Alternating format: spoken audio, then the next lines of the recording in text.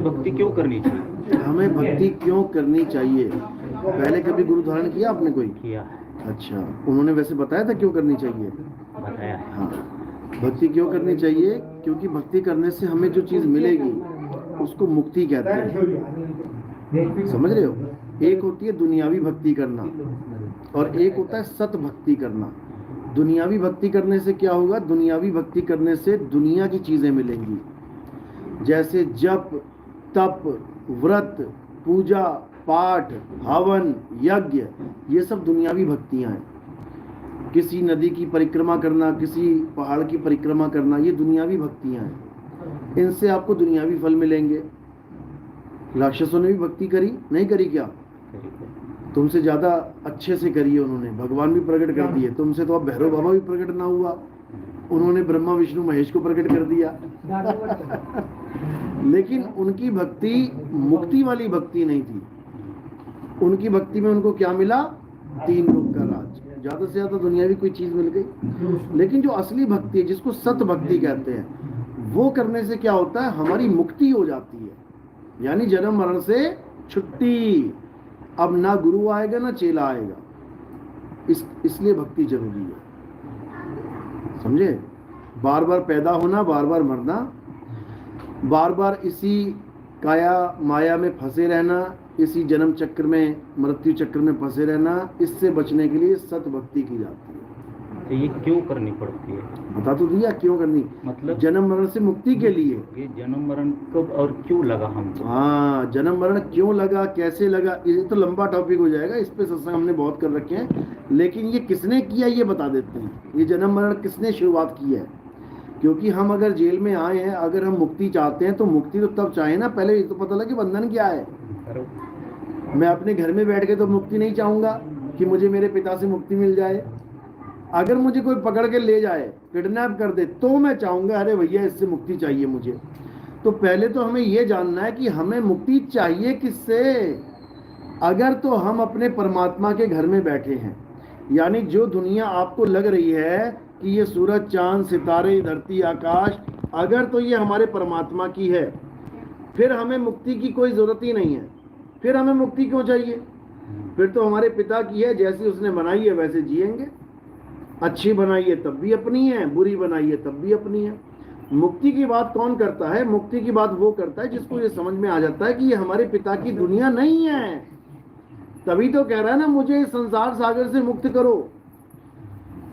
तो ये संसार किसी परमात्मा का बनाया नहीं है। अगर तुमने ये मान लिया कि ये परमात्मा ने बनाया है, तो काहे की मुक्ति, कैसी मुक्ति? फिर तो उस संसार में रहो, उसमें आनंद लो। फिर क्यों बैरागी जीवन जी रहे हैं लोग? बताओ, कृष्ण भगत भी बैरागी बने पड़े हैं। अरे कृष्ण जी ने दुनिया बनाई है तुम्हारे हिसाब से, तुम सीधे कृष्ण जी को कहो कि दुनिया को समेट दो, खत्म कर दो। कितने युग बीत गए, कितनी बार जन्म मरण का चक्कर चल गया, ये क्यों नहीं खत्म कर रहे हैं? बताओ जरा, कारण क्या है? सारी दुनिया बना के फिर कहते प्रलय हो जाएगी, लो फिर खत्म कर दिया। फिर बना के फिर प्रलय हो जाएगी, महाप्रलय हो जाए। अरे फायदा क्या फिर इसको बनाने का? समझ रहे हो?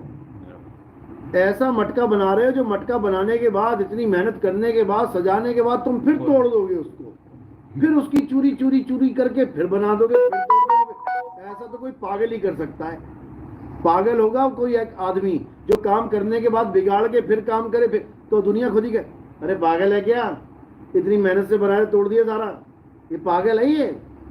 तो बनाना बिगाड़ना किसी समझदार इंसान का तो काम नहीं। तुमने भी मकान बनाया होगा अपना, ले चले बुलडोजर तोड़े ले चले तोड़े, तुम्हारी रूह कांप जाएगी। अरे भैया मैंने बड़ी मुश्किल से बनाया है, अब नहीं तोड़ेंगे इसको। वो भी तो बना रहा है, वो भी तोड़ रहा है। समझो, आ रही बात समझ में? हाँ, कुछ कुछ आ रही है, ये कुछ कुछ ही बहुत कुछ हो जाएगी। समझे? जब दिमाग लगाओगे, बुद्धि लगाओगे, विवेक लगाओगे।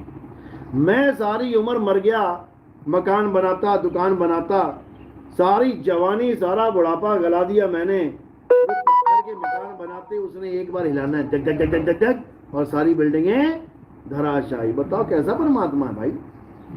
कैसा परमात्मा है। सारी उम्र की कमाई मैंने लगा दी, फैक्ट्री लगा दी, उसमें भग भग भग करके आग लग गई, सब स्वाहा। कैसा परमात्मा है।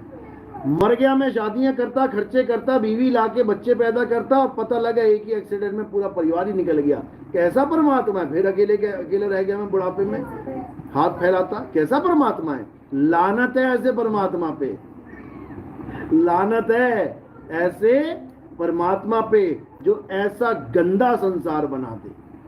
गंदा संसार जिससे मुक्ति पाने के लिए सब संत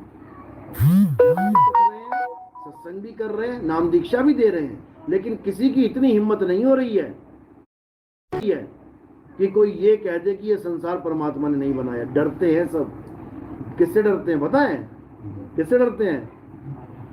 निरंजन से डरते हैं, काल निरंजन से डरते हैं। कहीं हमारी खाल ना खींच दे।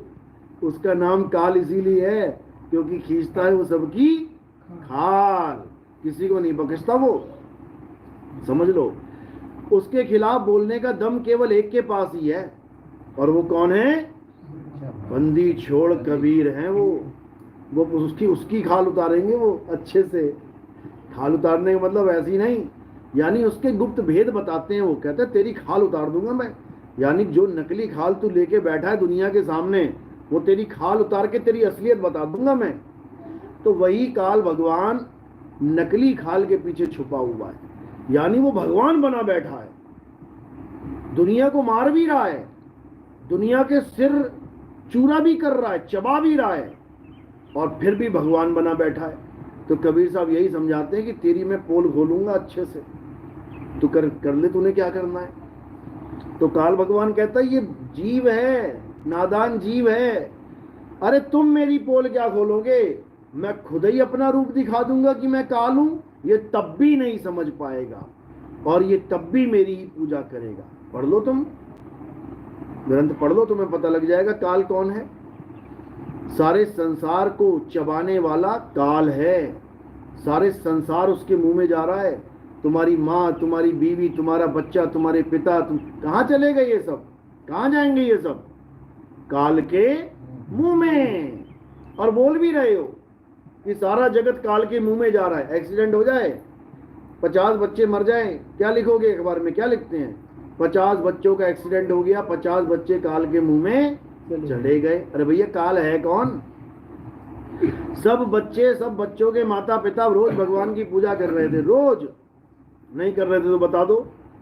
सब पूजा पाठ कर रहे थे, फिर भी उस काल से नहीं बचा पाया कोई, तो फिर तो भगवान छोटा, काल बड़ा हो गया।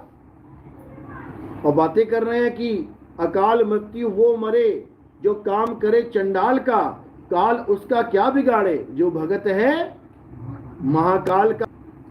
क्या वो चंडाल थे? अकाल मृत्यु मरे। अकाल मृत्यु क्या होती है? यानी असमय मर जाना। जवान छोरा था, एक्सीडेंट हो गया, कहते अकाल मृत्यु हो गई। छोटे छोटे बच्चे थे, मर गए, अकाल। अरे छोटे बच्चों ने कौन सा काम कर दिया चंडाल का? किस मूर्ख ने ये श्लोक बनाया है? मुझे तो ये नहीं समझ में आता है। छोटे छोटे बच्चे अकाल मृत्यु मर गए, भैया कौन सा चंडाल का काम कर रहे थे वो? पहले तो ये